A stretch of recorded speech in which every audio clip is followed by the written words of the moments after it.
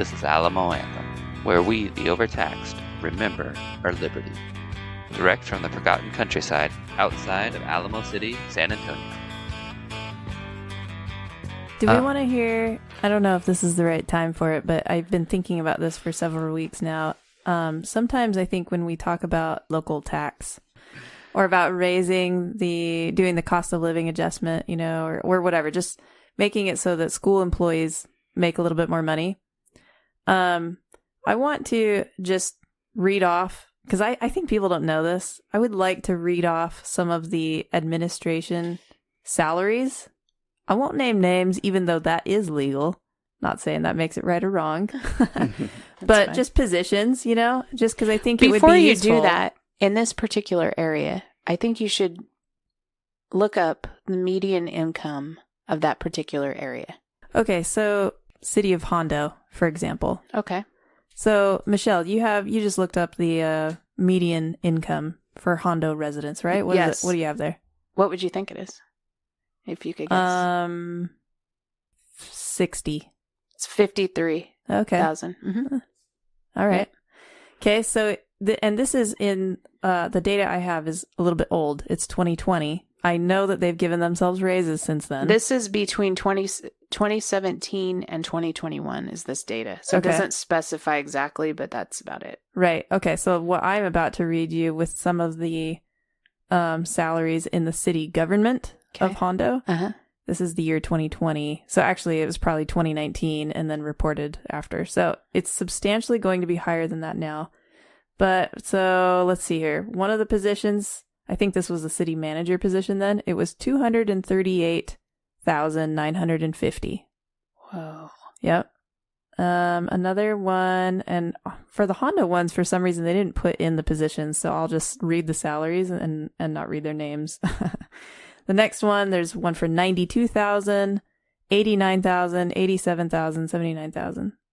We just showed that the median income of Hondo is $53,000, and their city manager was making 200 and something thousand. That's almost 4 times the amount of the median income. Right. So for the Hondo ISD, okay. Again, this is probably 2021 because reported into 2022. So for the superintendent position, $134,000. Assistant deputy superintendent is $103,000. Athletic director, $94,000. And then on down. What's a teacher? What's just a regular teacher salary? So I didn't even put that on here because it was substantially lower. Oh, here's some of the highest paying teachers. Actually, I have a few on here still. $69,000, $63,000, $62,000, $60,000. And it does scale down from there. I'm not for envy of other people's income. Right. But the reason why this is important is because this isn't the private sector. This is money coming out of our tax dollars. So they're taking from the citizens and giving to someone else. And that's why, I don't usually think it's really very useful to compare people's salaries. Because to me, it's based off of market value. Right. But there's a reason why all of this is by law public information. Because you're the one forcibly paying their salary. That's right. That's the only reason. Yeah. Yep. Right. And I just was making that point. Normally, I wouldn't do that. But because this is coming from my tax dollars, I'm concerned. Right. And I would point out, I'm just reading 1% of the salaries. I'm reading the high ones, the higher paying ones. But there's so many on the payroll. Yes. So many. I mean, just page after page. Yeah. I got tired of clicking. Honestly, I didn't even look through them all. So here I have the Medina Valley ISD. For 2022. Okay. Just real quick. I know that this is going to ruffle some feathers, but I just want to mention about the school teacher one. Contractually, and what school is 180 workdays, which is a little more than 2/3 of the number of workdays that you have as a full-time job.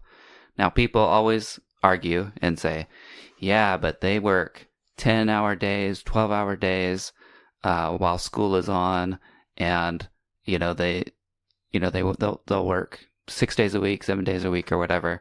And my thought with that is just so does everybody who works salary. That is a pretty normal thing. that if you in a professional job, you work a lot of hours, But the other thing is that it's like when you're off school, you're off. I mean, it's over for months, And if they do work over the summer, they're compensated for that, normally really well. And so to me, when you listen to like, oh, if they make $60,000 a year, I mean, that's like working, if you worked full time, like a full year, that's like 90,000, Yeah. And again, I know that ruffles a lot of people's feathers, but you go to like teacher Reddit subreddits and stuff like that, or like if you're on any pages and forums where teachers are talking, like you just take a look. I mean, they talk about how much they love their summers, and maybe after the first couple years, like I stopped working so many hours and now I only work 35 hours a week or 40 hours a week or whatever. You mean because they got better at it? Because they got better at it, or they're more efficient, Okay. Maybe because they don't have to write the curriculum every year, the lesson plans every year when they're doing it over and over again. Maybe they've I don't think proved they get to themselves write I don't even think they get to write the curriculum. They don't. They just, See, that's the the thing. lesson plans is what I meant to say. Yeah. lesson plans, yeah. I see.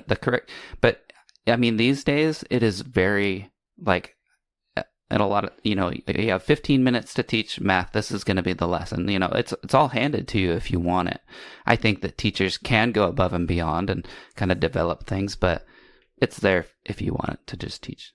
Okay, so here's some of the Medina Valley ISD salaries.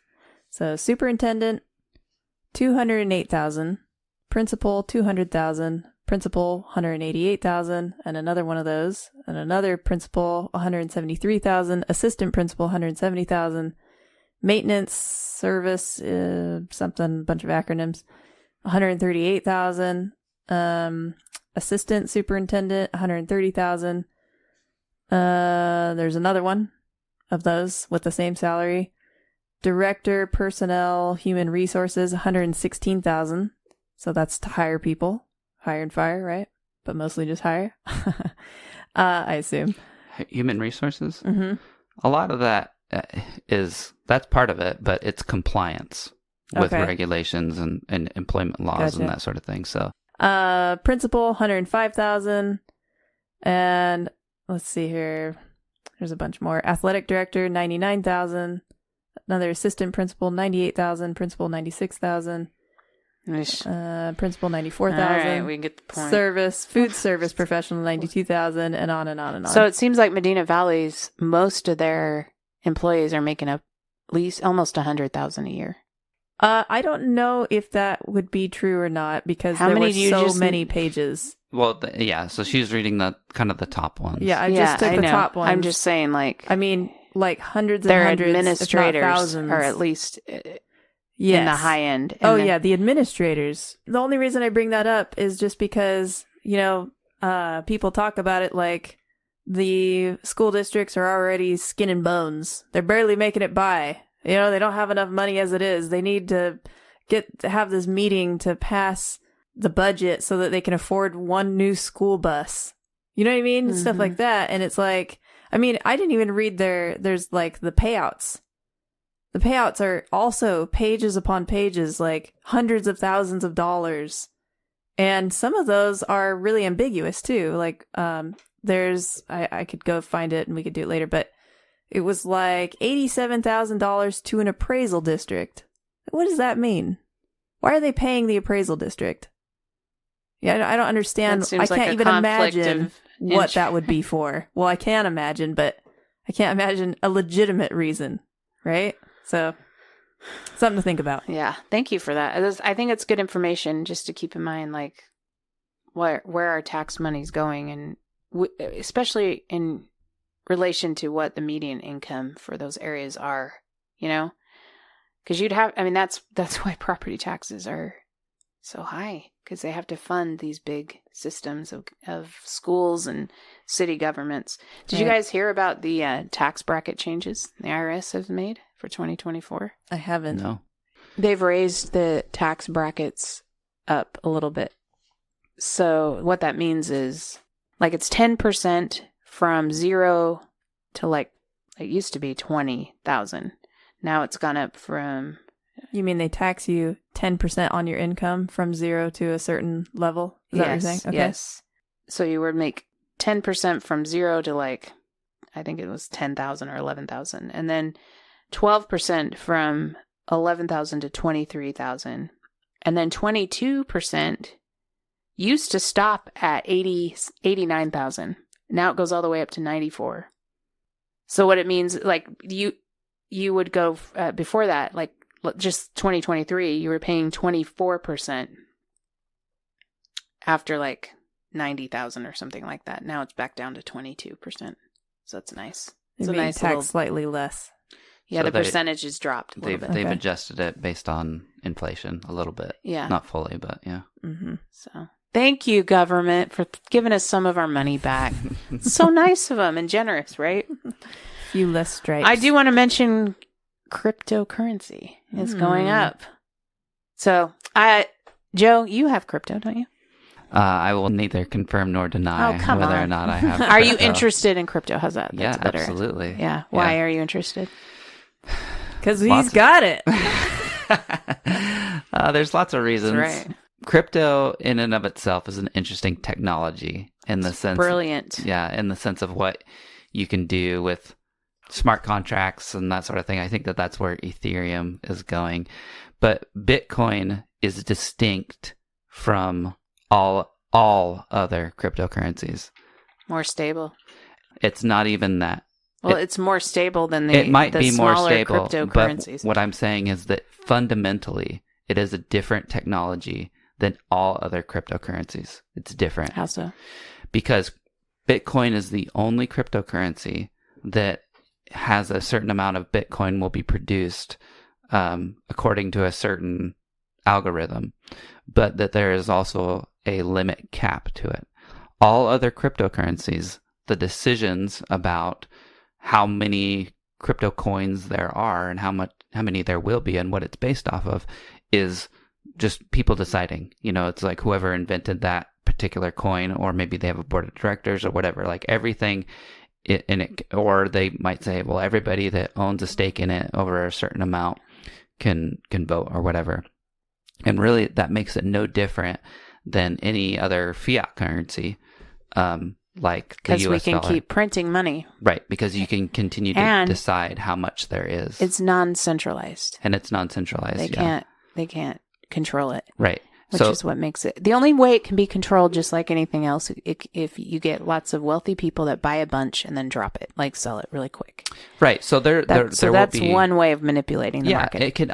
So it's not stable in the sense that, you know, you could say, oh, it's at this amount, it's going to be at this amount for forever or anything like that. Like as far as the value of it, like how many, you know, loaves of bread you can buy with it or whatever. Yeah.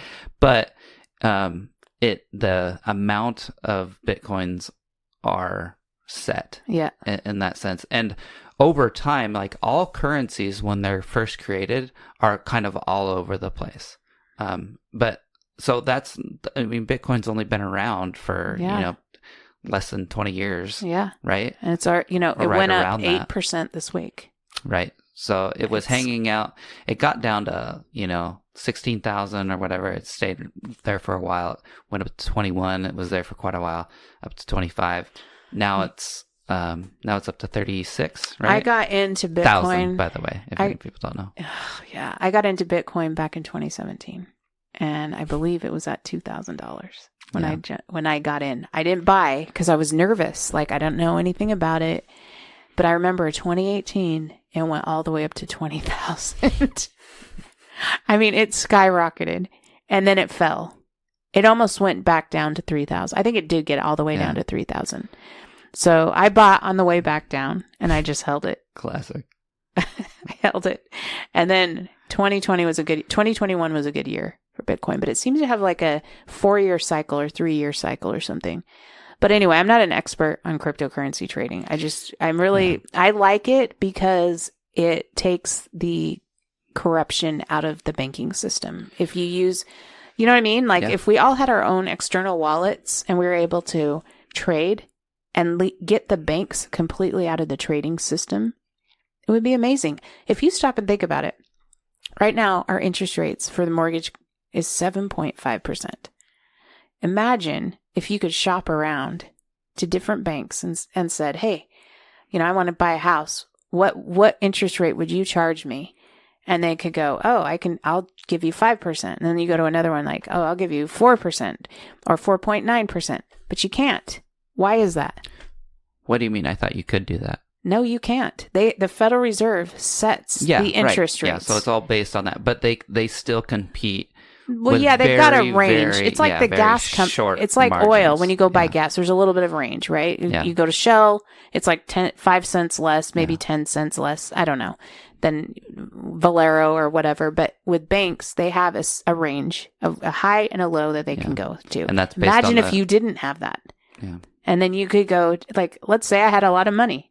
And I was like, I want to help a friend out. Okay, I'll charge you 1%. Oh, great. And then I'm helping them out because I giving them money, but then I'm charging them interest. And you don't have any of that because the Federal Reserve interferes.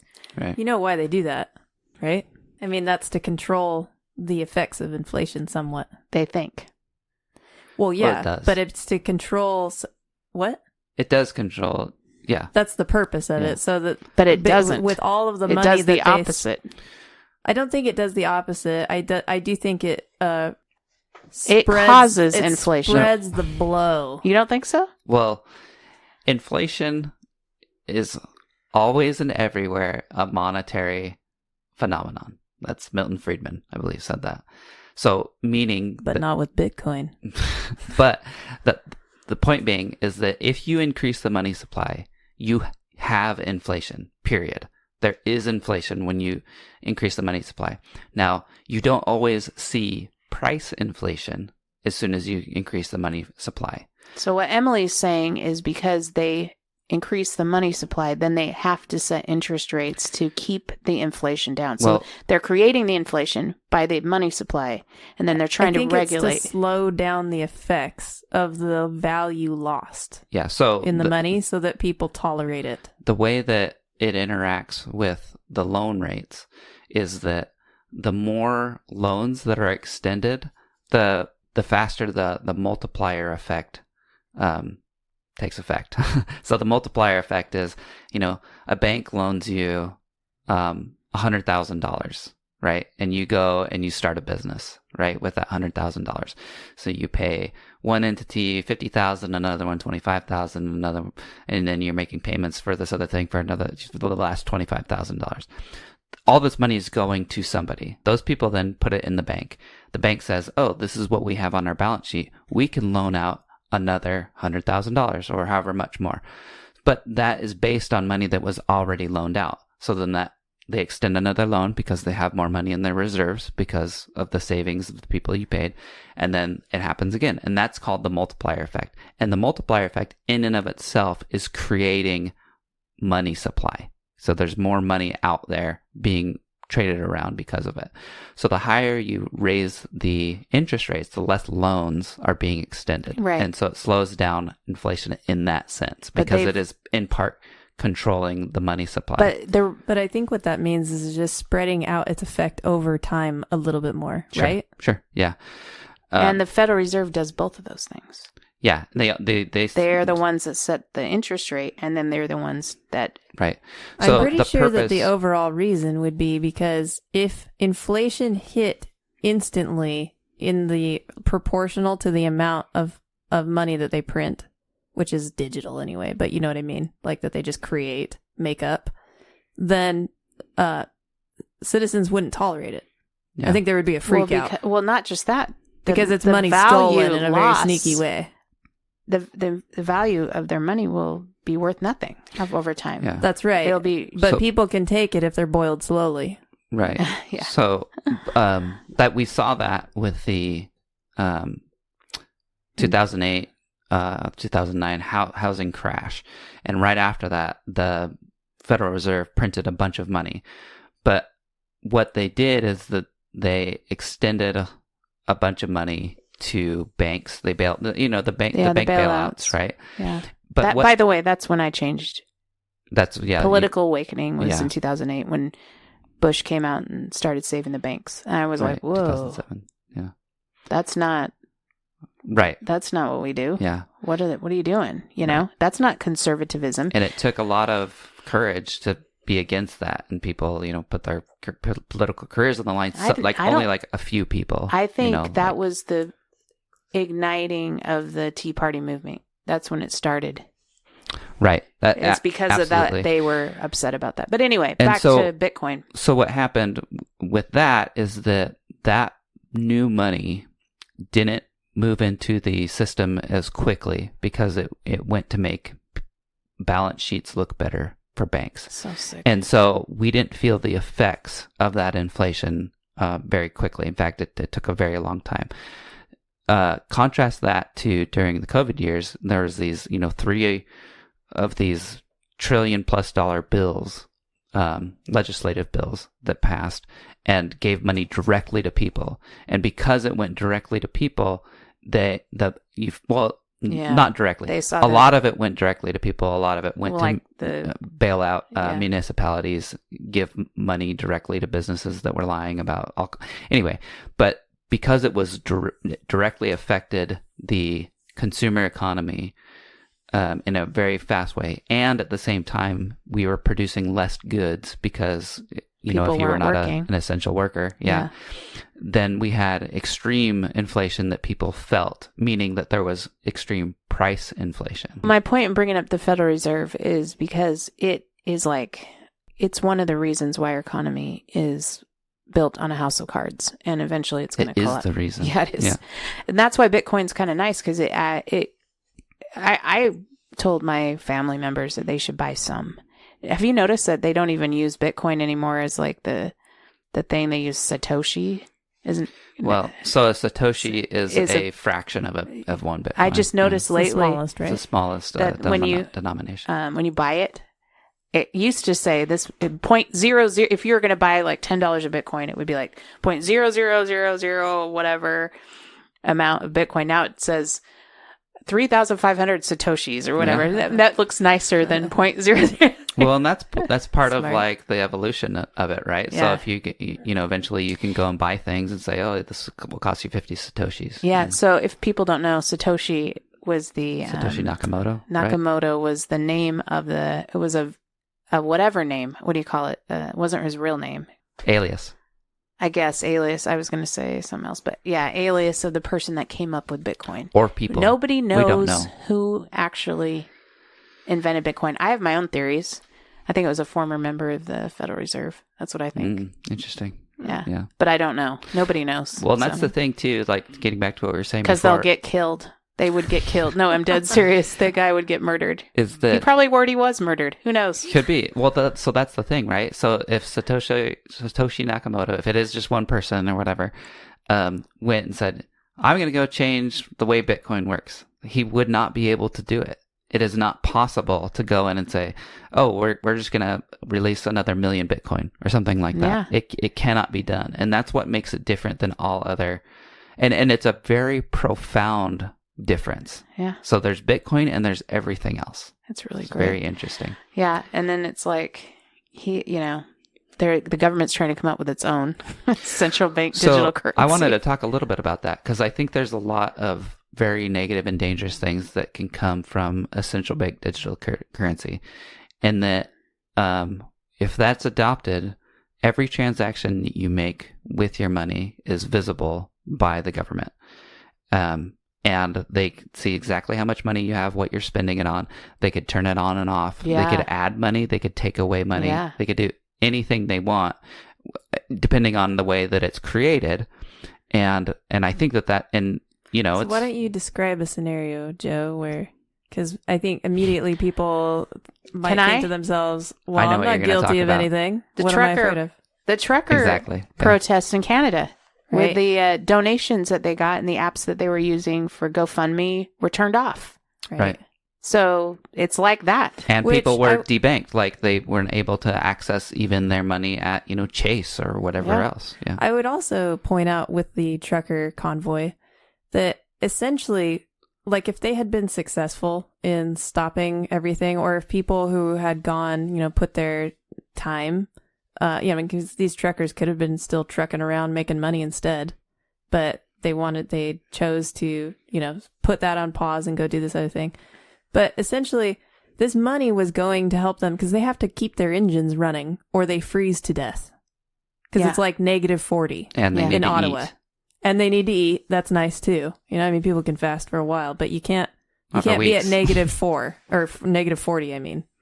And so with the government freezing the money, I mean, what if they just waited longer? I suppose they knew that they wouldn't, but still, you know, like the principle, it's like, no, you're dead. You're not protesting. Well, you would need to stop, obviously. I mean, they were already there. Yeah. But if they just, you know, like, what if they didn't have enough? Right. You know, what if they weren't as well organized as they fortunately had been, and people actually ran out of gas?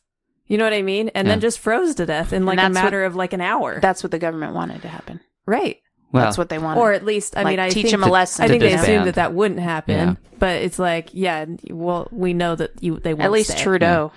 So, and at the same time, I just want to point out that while that happened, the government of Canada, you know, they sent notices to different companies that administered cryptocurrencies, particularly Bitcoin. Oh, that's right. And they said, that hey, was hilarious tell to us, me. Yeah, tell Because us. they would say, hey, you need to regulate your customers. Yeah, And they're like, do you even know anything about cryptocurrency? That's not how it works. right. Well, and they wanted to know who it was. Like, you need to tell us who, you know, transferred money to this illegal protest or whatever they called it. And they, you know, there was a really good email He from said something Nunchuck. like, we don't, the way that our system is See if I can made, find it. it keeps them anonymous. Yeah, he was trying to explain it to them. Like, yeah, to authorities. yeah, like, It's like, we literally don't know. That's the point of this, is the anonymity. that's right. And then they said something like, and when your currency fails, we'll be here waiting for you. You know, Yeah. you're welcome to also take part. So Yeah, that's one of the criticism of Bitcoin that people have is that they say it funds black market type illegal deals like trafficking or you know. all But my illegal stuff. argument for that is the same thing happens with cash. Like cash is not traceable, right? Right. If you use dollars like cash, There's always been all kinds of way to launder money. That's right. why there's a phrase for it. yeah. I It's just not like it just started happening when digital currency. And by the way, I don't know if people invented. know this, but under the Patriot Act, the banks have to turn over all the information if the government asks for it. So your bank's no longer anonymous. It's no longer private information. Yeah, they're also really ramping up their surveillance. Oh, I I think know. before it was like, what was the amount? Was it 10,000 or is that what they came down to? 10,000 has been the amount for a long time, I think. Okay, so every time you move $10,000, they have to tell the government about it. But I'm pretty sure that since the Biden administration, they've lowered it. So they're really, really trying to watch. So, and really what they'll do is that, you know, they'll look at if you have a bunch of transfers that are like around 900 or something like that, or close to it, even or Venmo. 9,000 or whatever. And so, but what happens is that, you know, sometimes people have recurring payments that are close to that, and then they end up on a list, and then you're being watched forever. I want to read that email from Nunchuck. So Nunchuck is like a Bitcoin wallet type service. Okay. So it says, "Dear the Ontario Superior Court Justice, Nunchuck is a self-custodial, collaborative, multi-sig Bitcoin wallet. We are a software... Wait, stop right there. They're going, what is that? They don't even, just exactly. that sentence is blowing their mind. We are a software provider, not a custodial financial intermediary. Our software is free to use. It allows people to eliminate single points of failures and store Bitcoin in the safest way possible while preserving privacy. We do not collect any user identification information beyond email addresses. We also do not hold any keys. Therefore, we cannot freeze our users' assets. We cannot prevent them from being moved." So obviously these are things that the Canadian Justice Department was asking them to do to their users. We do not have knowledge of the existence, nature, value, or location of our users' assets. This is by design. Please look up. Please look up how How he's like, please look up and research how this works because you obviously don't understand. Please look up how self-custody and private keys work. when this is the part you were talking about, Emily, when the Canadian dollar becomes worthless, we will be here to service you too. Sincerely, the Nunchuck team. I love it so much. It's so great. Yeah. So obviously, like I said, these are things that they were trying to get them to do, you know, like prevent them from making these transfers, tell us who they are, freeze their accounts, like all that stuff. We have a friend who's Canadian, and she knows somebody whose assets are still frozen, right? Right. And not just because it's so cold there. Dun dun. All right, are we done with this? Can I just say a couple more things but about then the we CBDC? gotta do our, so the acronym for Central Bank Digital Currency is CBDC. So that's the way I'm going to refer to it. The way in which CBDCs will be instituted is they'll say you have to, and this is the same way with the dollar. The reason that the people have dollars is because you have to pay your debts in dollars. You have to pay your taxes in dollars. Yeah. And so it just becomes an instant thing. You know, one day you'll go to the store and they'll say, okay, do you want to pay in cash, credit, or CBDC? Okay. And then do you want to pay in credit or CBDC? And then it will be, do you want to pay, here's how you pay with CBDC. Get your phone out and whatever else. The whole thing is kind of scary. But the other day, I was listening to a podcast about Bitcoin, and they mentioned that they think that it will speed up the adoption of Bitcoin once governments start using CBDCs, because you'll have a wallet with your US CBDC, your Canadian CBDC, your Mexican CBDC, and then in there you'll have Bitcoin and Ethereum and everything else. And then people will see that Bitcoin is superior. It will naturally happen because it is what we call a harder currency. Yeah, it's a harder currency. It's in competition with gold. I think that the weak spot, and I think that the weak spot in all of this will be the cell phones themselves. The companies. Yeah. Yep. That's where the information captured. is still going to go. Yeah. You know, be leaked out to the government. Yeah, and then, but the amazing thing about the crypto market is that it is run by geniuses, and so you'll just have a digital crypto wallet that you just carry in addition to your phone, and it could be a different device, and it could be. I forgot that could happen, and it could be as thin as a credit card and have a little screen that you can. I do have stuff one with, right now that looks like a USB port. Exactly. But the problem is, if they get too big, then the government will come and hijack them, just like they have every other big company. The amazing thing about Bitcoin, though, is that many governments over the years, especially the Chinese government, has tried everything they can to try to stop Bitcoin, and it never stops. It just becomes more robust. Yep. So that's the amazing thing about it. One thing I like about it is it's global use. Mm-hmm. Like it's not backed by any government. Yeah. You know, like it's not fiat. Yeah, I love it because then it can pull all it's you know how some like the euro. Mm-hmm. was based off of the economies of all these different countries, right? So it's just made up. You but like their money, Greece could be having problems, and so by it having problems, economic issues there in Greece, it's pulling all of their currency down. But with Bitcoin, it doesn't do that. It's really nice. It's just kind of an objective. It would really be like, you know, a dream come true if something happened where we were left with the only thing to use the dollar for was taxes.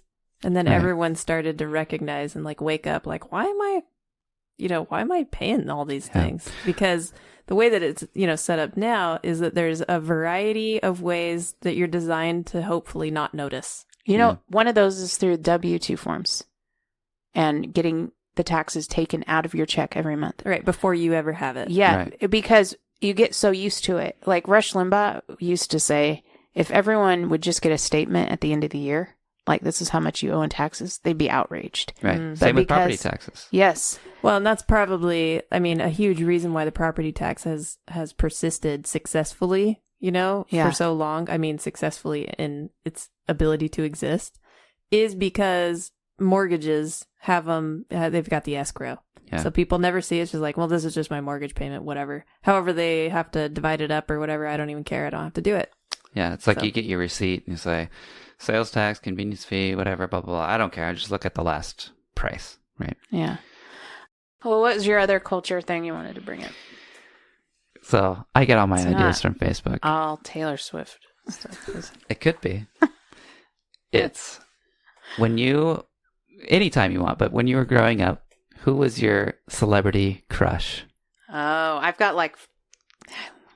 How many fingers do you want me to... Okay, now What was remember... your celebrity crush that people might not guess? I've got one. Okay. I could guess yours. Go ahead. Try. You're a 90s girl? Yeah. Okay. One that's not so obvious, probably. So it's not Johnny Depp. That's Nope. too obvious. I do remember occasionally seeing him on 21 Jump Street. He was so good looking back then. Yeah. Oh my gosh. That's Back when I had then. a crush on him. Yeah, he's gotten old now. Yeah, I know. I don't know. Go ahead. Well, I'll give you a clue. It was after seeing Apollo 13. Kevin Bacon? Yeah. Was it? Isn't that funny? That is funny. I know. I had a crush on him in the 80s with Footloose, but Huh. that was like... Sure. Yeah. No, but I'm thinking teen crush, like my age. You know how they were the same? We grew up with whatever. them. Whatever you want to. So mine was River Phoenix. Oh. Do you guys know who Ah. River Phoenix Yeah. is? Yeah. Yeah. He died. Sad. So sad. But he was in Stand By Me. He was in this great show with Robert Redford called Sneakers. If you've ever seen Right. I that have seen computer, it. it's a I'm pretty great sure movie. that Joe also had a crush on River Phoenix Why do you say that? because you love all of his movies. I mean, he wasn't in that many. Do you remember the Mosquito but Coast? you love all of the ones he was in. I can't even name more than what Michelle just said. Stand By Me. He was also Indiana Jones, young Indiana Jones. Oh, yeah. You know, Yeah. he was in that movie with Harrison Ford, The Mosquito Coast, Mm. which I would love to rewatch that movie because it's really interesting. But so, Okay. who was yours? Let's hear it. Taylor Swift. Well, She was a baby. what about some? I know, right? So what was your obvious one though, Emily? You said you have one. Oh, that- I had all the obvious ones. Tom Cruise, Brad Pitt, who else Christian was it? Bale. Oh yeah, I did like her. You still, I did like Christian you Bale a almost lot. just said that. I liked Karate Kid guy. Oh, Ralph Macchio. Mm-hmm. I had such a crush on him. Did when you he- see The Outsiders? Loved him in that. Oh, such a good movie. Thomas Howell. I See liked Thomas him Howell, too. He was yeah. a cutie. Rob Lowe back then. Wait, just real so quick. good. That Seeing movie, Wayne's World? everything that you just mentioned, all of those people are in that movie. It is a I know. crazy I've got another teen one. crush movie. It really is. This one. Wait, makes- can we just I just want to name All all right. the guys in that movie. You ready? Patrick Swayze. Patrick Swayze, Emilio Estevez, Uh-huh. Rob Lowe. Rob Lowe, Dylan, Matt Dillon, C. Thomas Howell, Ralph Macchio. I know I'm missing a couple. Tom Cruise. Tom Cruise. He was in that. Yeah, Tom Yeah, Cruise. I think that's it. It's crazy. Yeah. It is a wild number of people. In What it, were you yeah. going to say? Oh yeah, this one is so silly, and it makes me laugh whenever I remember that I had this crush. David Spade from Saturday Night Live. I know, it's so funny. He's so gross. I think I just thought it's He like was he was funny. cute like a baby. Like Yeah. his he's like little and cute. And he was funny. So. Sure. Yeah. All right, is that it today? Yeah. Well, All right. Did you say yours? I didn't say mine. Say it. I feel like it's less like cute for guys to talk about female It's crushes. true. You know what I mean? It Yeah. seems a little creepy. Just hand over your man card right now. Well, and the other thing, because I read this question and I was like, oh, I'm going to ask this on the podcast, and I thought, well, who would I say? And I seriously could not think of anybody. It's like I couldn't Really? even think of any actresses, like from when I was like in that Yeah. age frame, right? And a lot of it is like the lead of the movie is mostly the guy, and I feel like the way that the movie a lot of times is sold, it's like, oh, this is a Tom Cruise movie or whatever, you know. Mhm. And unless it's a romance, the female isn't normally the lead, and so So no Sandra Bullock. well, so then I looked it up. I'm like, who are the celebrity crushes Oh, great. of like? So you're just looking at pictures of Well, girls. no, they were like lists, literally like lists on the internet. I'm like, okay, I get it. So it'd be like, I don't know, I can tell you who the prettiest one was. Halle Berry. Is that what you're gonna say? Really? She was very pretty. That isn't who I thought of. Yeah. Michelle Pfeiffer. Michelle Pfeiffer. But she was a little bit before our time. Yeah, Kim Basinger, kind of in that same. Whoa, you guys are going way She was back. that mermaid? Kim Basinger? No, that was Daryl Hannah. Oh. But Kim Basinger, Yeah. she was in Batman. Batman, right? Right. Yeah, so that was a big What one. about like young when you were a teenager? Like, you know the show who's who's the boss? Alyssa Milano. So Alyssa Milano, Yeah. she shows up on all the lists and stuff. She's a little. I can't stand her Yeah. politics, Uh-huh. but How about when she's got that hat on? That knitted pink hat. Every time I see her in the news and stuff, I just think, how can someone so pretty be so angry all the time? you should be saying that about your other crush, Taylor Swift. She's not angry though. I don't Yeah, think I've that seen her she's angry. I don't She's think made that some she's the interesting most. tweets. Listen. I didn't want to say this last time, but you've forced my hand. Taylor Swift is not the prettiest person out there. It's not about her looks or her How body or dare anything you. like that. In fact, I think famously people are like, yeah, she's not, she's not top shelf. It's that her music is so catchy. I mean, you know what I mean? It's like She's got great hair. she, I just heard that her movie, which is just like a concert, is like outperforming the new Mission Impossible movie. You know what I mean? She's a force of nature. You said it. You said it. All right, well, I guess that's it today. See you next time.